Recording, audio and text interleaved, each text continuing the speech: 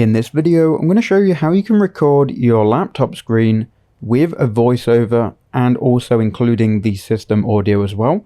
To do this, we're going to use a built-in tool on Windows 11. So what you need to do is go to the search here at the bottom of your taskbar and type in snipping tool. You may have used this before to take screenshots, but you might not know that you can actually record videos with this as well. So if you change to the video icon, you can then go ahead and click on new, and then you can select your whole screen that you want to record. Then if you go to the microphone section, you can unmute it, and also make sure you go to the icon to the right of it and make sure system audio is also unmuted as well.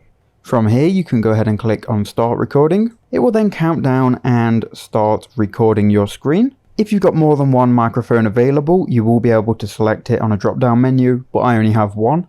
But now it's recording, we can go ahead and open up Windows and commentate over it. So we'll just pretend I'm doing a Google Documents tutorial.